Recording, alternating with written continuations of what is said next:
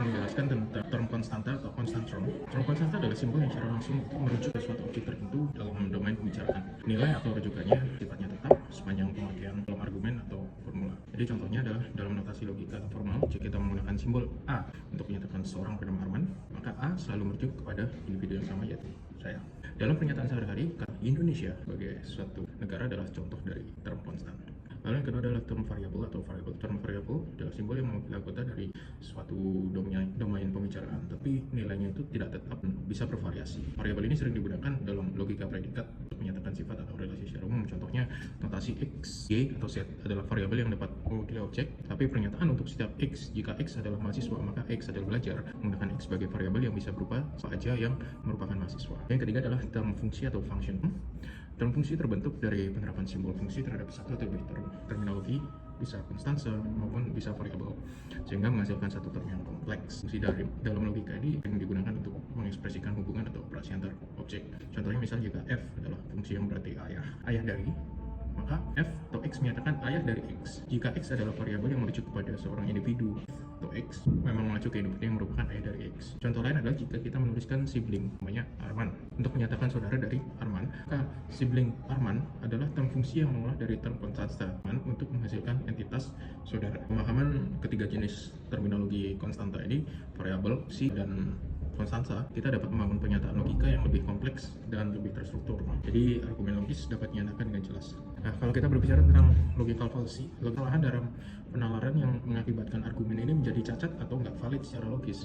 Ya, meskipun kesimpulan yang dihasilkan itu kadang mungkin terdengar benar ya, tapi nggak mencapai kesimpulan tersebut dari jauh penalaran yang masuk akal. Jadi fallacy ini kadang bisa terjadi karena pengabaian fakta, lalu oversimplified atau sederhanaan berlebihan, atau karena mungkin penyerangan yang nggak relevan terhadap argumen yang sebenarnya. Dan bisa juga cherry picking atau mengambil informasi secara utuh, tetapi informasi-informasi yang hanya diambil untuk memperkuat opini atau argumen dulu tentang ad hominem atau serangan pribadi.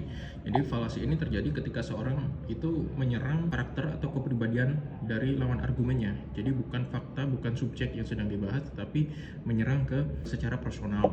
Contohnya yang belakangan sering terjadi sewaktu masa kampanye adalah di debat politik ya. Jadi jika ada orang berkata ini nggak bisa dipercaya karena pernah gagal dalam proyek sebelumnya. Nah, ini padahal sebenarnya yang dibahas itu sudah berbicara tentang ranah profesi, katakanlah, dan tentang ranah bagaimana upaya-upaya janji-janji kampanye yang sedang disuarakan oleh lawan politiknya, seperti itu. Lalu yang kedua adalah tentang strawman.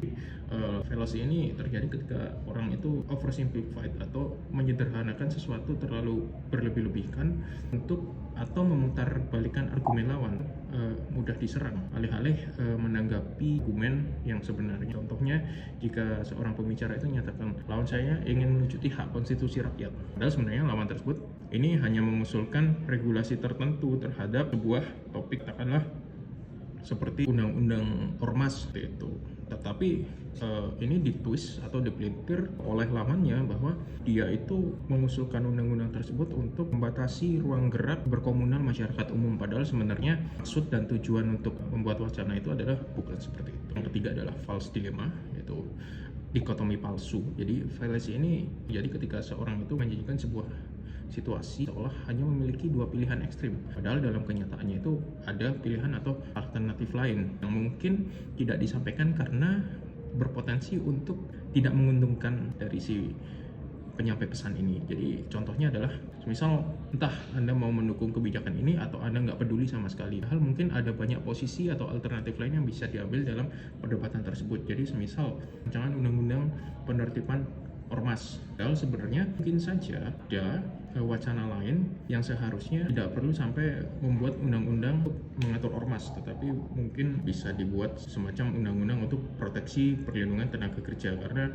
setelah riset kebanyakan orang-orang yang tergabung ke ormas itu adalah orang-orang yang kemungkinan itu sulit untuk mendapatkan lapangan pekerjaan formal. Jadi mereka itu bergabung untuk mendapatkan alternatif atau mendapatkan safety net, jaring pengaman sosial, berkumpul dengan orang-orang yang memiliki kesamaan latar, memiliki kesamaan nasib, jadi memiliki kekuatan tertentu dan digunakan untuk cari pendapatan alternatif. Jadi lalu yang ketiga tadi sudah saya jelaskan di awal, itu adalah tentang bagaimana cherry picking. Jadi, ini mirip-mirip dengan strawman ya. mirip-mirip dengan strongman, tetapi perbedaannya menurut saya adalah jika strongman ini merujuk pada subjek spesifik, cherry picking ini contohnya bisa lebih general. Dia mengambil contoh, kan mungkin bisa mengambil contoh dari subjek yang tidak berhubungan sama sekali, tapi diambil untuk memperkuat argumen logikanya. Jadi cara untuk menghindari logical fallacy adalah kita harus mengevaluasi argumen itu dengan kritis, tentu saja. Lalu kita juga harus memahami jenis-jenis logical fallacy itu apa saja, karena bisa jadi logical fallacy itu tanpa disadari kita melakukannya seperti itu. Lalu kita harus fokus pada isu dan data-data yang objektif. Kita juga harus terbuka terhadap kritik dan diskusi. Juga paling penting adalah kita harus bisa memiliki teknik berpikir secara kritis. Jadi demikian dari saya penjelasan terkait topik diskusi kali ini. Terima kasih.